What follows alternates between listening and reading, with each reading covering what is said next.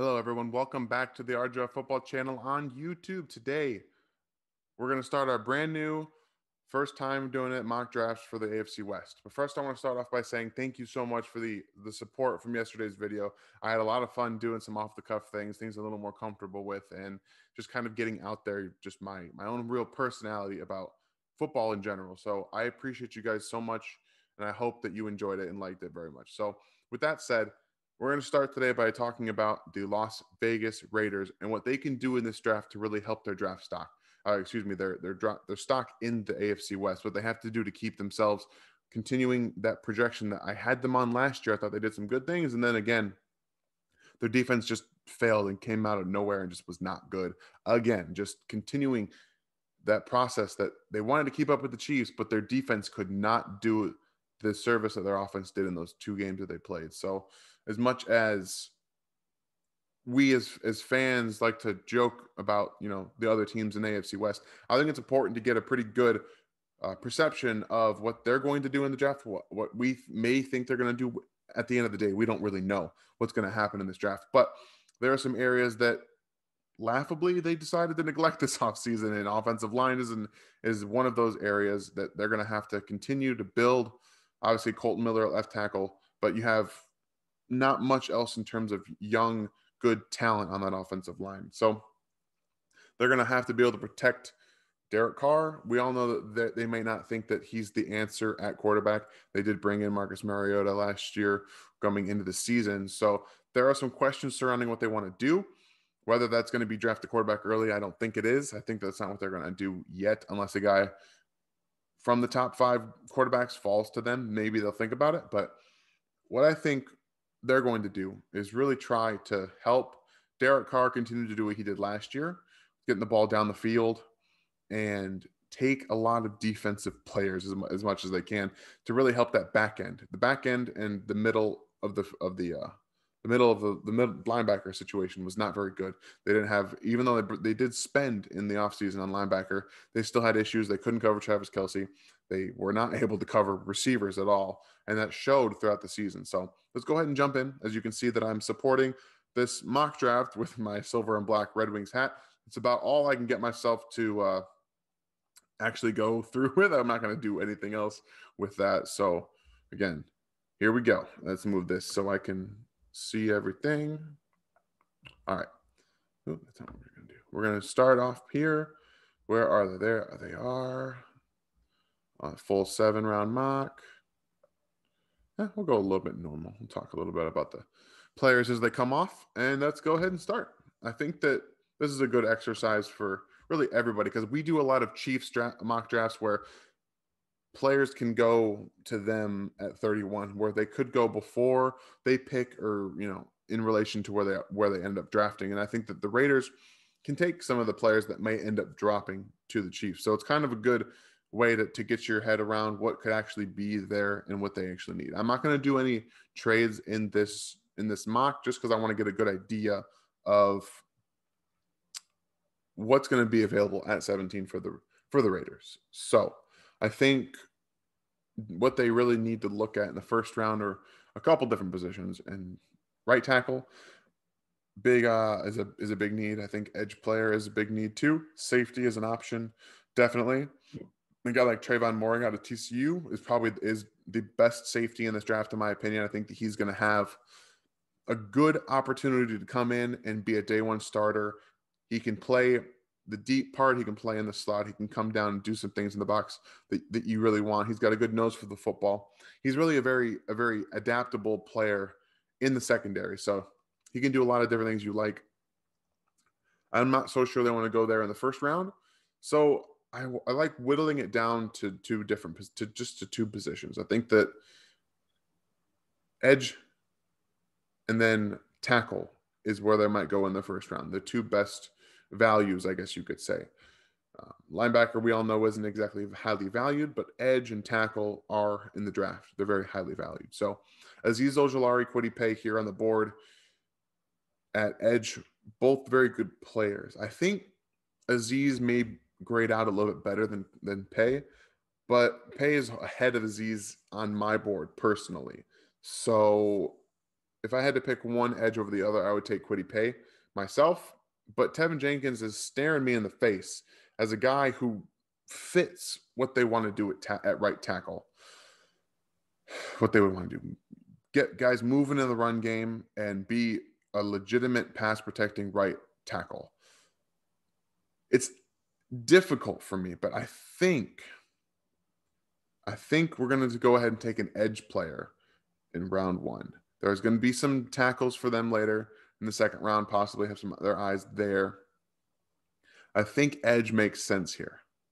I'm going to take Azeez Ojulari, a guy who can get to Mahomes and the other quarterbacks in this division quickly, use his athleticism and his speed to get around tackles, especially maybe young tackles for the Kansas City Chiefs. So I think that this pick makes sense. Not to say Kwity Paye doesn't have the speed, because he clearly does, but I think one thing that Azeez did better was really set the edge in the run game better. He has a better nose and understanding of run game and fits. Kwity can get a little bit in his own head when he sees a running back go one way. He immediately attacks, and he doesn't kind of wait. He doesn't set that edge properly enough for me to take him over Azeez here. So that's what we're going to do for the Raiders. I think that makes sense. Azeez Ojulari to the Raiders at 17. Now, as this goes along a little bit, I think what we're going to end up seeing for them is they're going to have some tough decisions to make. I'm going to have some tough decisions to make. They do have back-to-back picks in the third round, but this is coming up on pick 48. And I think what I want to look at is tackle and possibly linebacker, because I think that's where you're going to really see the value coming in, and maybe you can snag a right tackle at 31 in the third round when they have back-to-back picks. So we're going to kind of see what we got here, because they're going to start needing to pile up on more defensive players. They're going to need that tackle. And as it goes further into the draft, I think that's when you can start picking out weapons for them that they're still going to end up using. I don't rule out drafting a running back either in this draft. So let's see what we got. Here we have Baron Browning as a linebacker who can play the run. He can drop into coverage, so that's an option for them. I don't know if necessarily he can cover a guy like Travis Kelce, but that's more for developmental purposes.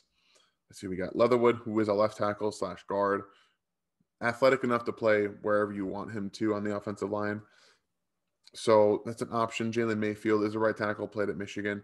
I get a little bit of Mitch Schwartz vibes from Jalen Mayfield. He didn't grade out very well in his athleticism, but he uses his hands well, and his progression from 2019 to 2020, or from 2018 to 2019, was really good to see. But that COVID year really threw off a lot of players' progression. So it's not a bad fit by any stretch of the imagination at offensive tackle.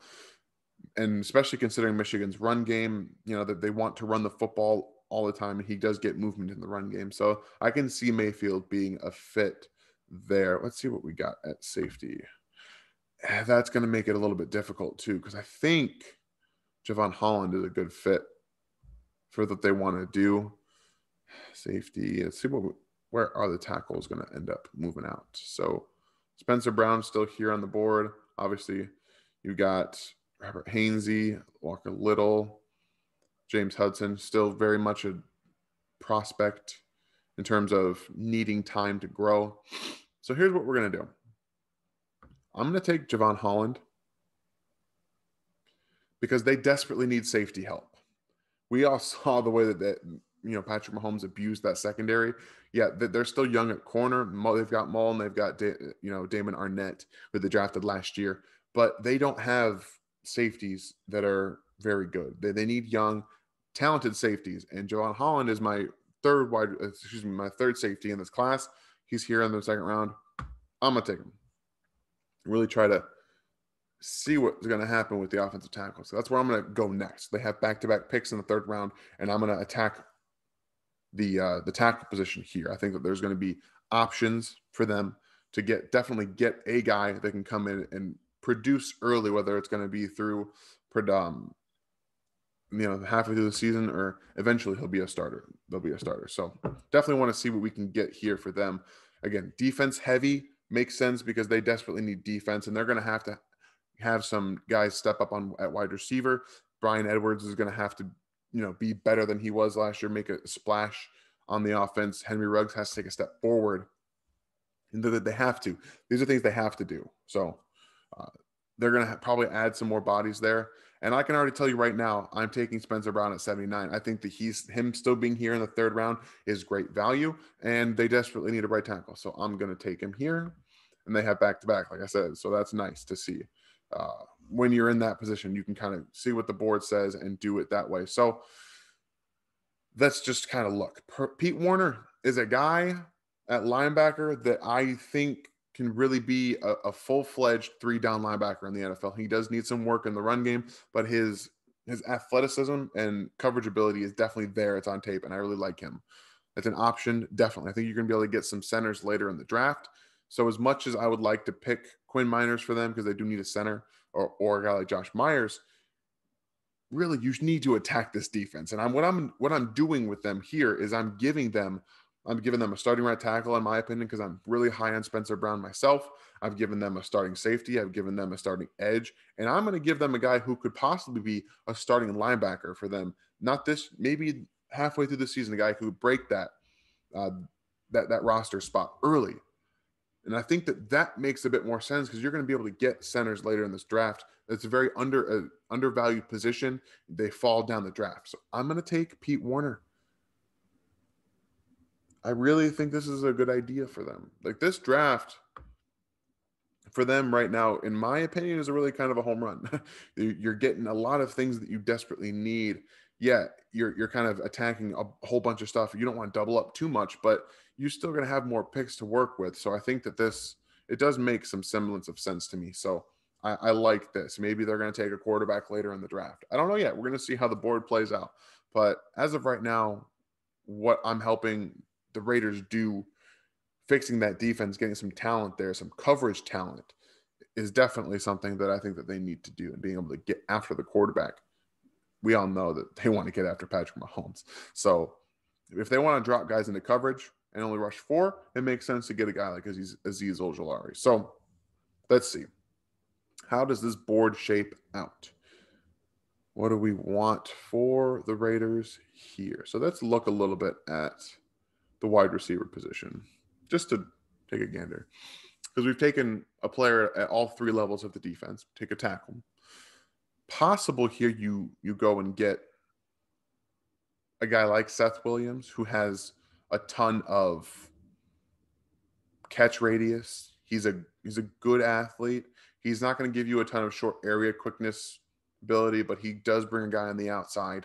He's going to have some speed. He's about a 4.5-ish guy. Maybe a little bit quicker. I don't exactly remember what his time was, but pair him with a guy like Brian Edwards, who I really liked them drafting Brian Edwards. And you can also throw Henry Ruggs there in the slot. So I can see that. I can visualize that and think that might work. Let's go back to the look at the centers. David Moore here, still on the board out of Grambling, a very underrated center prospect. I really like him. I think that's definitely an option that could go. But if we look down the board a little bit, a guy who is one of the more underrated centers in this draft is Drake Jackson of Kentucky, rated 210 on the TDN board. That's just their own rank. So again, you can kind of see maybe we take a look at center later down the line there. Interior defensive line, Tyler Shelvin sitting here on the board, and you can see the smile on my face when he's here because I really like Tyler Shelvin. He is a humongous human being who is one of the most dominant run stuffers in this class, and he's got athletic upside. You're gonna have to ask him to lose a little bit of weight to be able to access that pass rushing upside, but for a team like the Raiders who need some help in the interior a little bit still, it's not a bad option. I like Tyler Shelvin a lot. Definitely a guy I would consider. Dylan Moses still on the board here at 4. This is interesting. A guy who can really get downhill, a tackling machine. Still raw, injuries, things like that. That's an interesting prospect there. What do we got at corner? Interesting. Trey Brown, Sean Wade. They have Damon Arnett. I still think they're going to need a corner in this draft somewhere. I'm not entirely sure what that's going to be. I don't think it's going to be right now. So we're going to just kind of leave corner untouched. Let's make a decision here. Let's take a center. Let's give him David Moore. Help solidify that offensive line. Like I said, we attacked 3 levels of the defense. I think that helps a lot. And again, you're going to have more things going forward. And this will help solidify the offensive line. Now you have your 2 bookend tackles. You have your center. You can really fill in with the guys they have at guard, Incognito and Good, I believe, as your 2 guards. I think that works for their offensive line, what they want to do. So that makes sense to me. You really help shore up the offensive line. You add defensive help, and we're going to continue to add some more defensive help as we go along in this draft. Now here we have 2 picks almost back to back at 162 and 167. So we can go wide receiver, we can go defense. I think this makes a lot of sense to attack the wide receiver position and then get a defensive player, whether it's another defensive lineman or if it's a corner. I think this makes a lot of sense. So let's go ahead and look at what we got for wide receiver. Marlon Williams out of UCF, 6 foot, more of a possession wide receiver at the NFL level, in my opinion. Shi Smith, smaller, quicker, slot kind of guy. The guy that I really think that they want in this offense is more of a possession receiver on the outside, a guy who can run good routes, that can get open, maybe something like a Cornell Powell, for example. I know that there's a lot of talk about Simi Frioko out of Stanford. I apologize if I pronounced that wrong. I'll get used to it more as the draft goes along. We'll be talking about all these players. So he's an athletic freak, just still learning how to run routes in the going into the NFL. Sometimes you want to take risks on some guys like that, but Powell for me is a little bit better in terms of coming in now. Yeah, he might have a better upside because he's a better athlete. So depends on what they want to do offensively. If they want to throw more jump balls like they did against the Chiefs in the first meeting, maybe. Let's go ahead and give him a guy that's going to have that jump out of the building ability, the big athlete, someone they can really just kind of throw out there and throw to the wolves in terms of learning the position. I think that this is fun, and it gives Derek Carr another outside weapon to really just kind of throw at. Makes sense to me. I like it. Now, what do we got for the interior? Chris Tonga and Bobby Brown are right there. Those are 2 underrated guys who are sitting here in the 5th round. I like Tonga a lot. I think that Bobby Brown is one of the most athletic defensive tackles in this class. Those 2 guys really that I would probably take for them. Let's look at the linebackers one real quick just to see what we got. And there's not much that I didn't see when I was taking Pete Warner back in the 4th or the 3rd round. Was it the 4th round? Yeah. So I'm going to go ahead and help solidify the interior of that defensive line. And I'm going to take Chris Tonga, or Kairos Tonga, excuse me, for this interior. Definitely a guy who provides some pass rush upside, some run stopping ability. I like that for them. So right now we're looking at this, at the Raiders kind of shoring up a lot of things, adding some depth to their defensive line. They have some linebacker help, some safety help. They've added some wide receiver depth there, some offensive line help, immediate offensive line help, in my opinion. So this is looking good for them in terms of some of the picks they've been able to throw. And I believe this is the last one that they have in this draft. So let's kind of see what we got. This is where we're going to have an opportunity to double up or maybe add a corner to this. So I think we might go corner here. I personally wouldn't mind adding a running back there because you figure outside of Josh Jacobs, and now, excuse me, they don't need a running back anymore. That's right. They brought in, what's the name of the running back that was just Kenyon Drake. That's right. Kenyon Drake is now there as well. So they don't necessarily need a running back. So let's add some more coverage upside. Thomas Graham Jr. out of Oregon is a good option here. Shakur Brown, Michigan State. Again, good. Let's see who else is on the board here. Tay Gowan is a guy who's been falling down draft boards just because he opted out. I think he's a better player than he's been ranked on a lot of boards. But I think that Thomas Graham out of Oregon, again, looks to be a little bit underrated to me in the 6th round. I have him about a 4th round player. A lot of coverage upside here. I'm going to take that and just kind of round out their defense, just give them more options to come in and play coverage. So what we did here for the Raiders was not only do I think that I gave them a very good offensive line going forward, you have now your right tackle, your center of the future, in my opinion. You've got a guy in Azeez Ojulari who's going to come in and be an immediate starter opposite of Mason Crosby. You're going to have Javon Holland back there now. You have options in the defense that add some talent, some coverage ability, and some knowing where the ball is. I think that that's important for them. And then you add just a depth wide receiver, someone who has some really high upside, can definitely help them out in the pass game. Go get some of those jump balls. Maybe you incorporate that a little bit here. So I like this. Again, I haven't done a whole lot of Raiders mock drafts, but in terms of helping them out be competitive in the division, I think that this is a good start because you really get some of those, defensive players that they desperately need. Now, will it be enough to compete with the Chiefs? No, it won't be. But when your defense is so decimated like that, you have to bring in a bunch of players to help. And one way to do that is just by throwing bodies at it that provide good coverage ability, some athleticism there. And I think that that's what you really need to do for them. So round out their offense, some offensive linemen here, there. Derek Carr is still their quarterback, so you don't have to worry about it too much. This is fun. I like going over some of the other teams in this division. And I think next what we're going to do is go to the Broncos, because that's going to be a little bit interesting. We can see some of what they might do at quarterback. Maybe we entertain a trade-up option there because they might have to go get a quarterback. So, again, this is just something that we wanted to try out for the AFC West competition feel. I think that the Raiders are really the fourth-place team in the division this coming year, assuming everything is the same. Their defense is still that bad. But in my head, I have Chiefs, then you have the Chargers, and you have the Broncos, just because of their defense. And if the Raiders can get some semblance of defense, I would put them over the Broncos, just because Drew Lock is not a very good quarterback. So that's today's video for you guys. I hope you enjoyed it. We're going to keep doing this, and I can't wait to have more off-the-cuff stuff for you. Tomorrow night, we're going to have the live mock for the Chiefs. So tune in to watch that. I hope you guys have a great evening.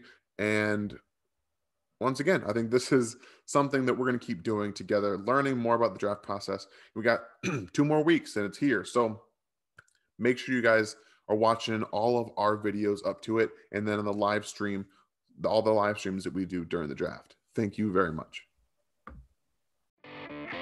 Thanks for watching this video from the team at RGR Football.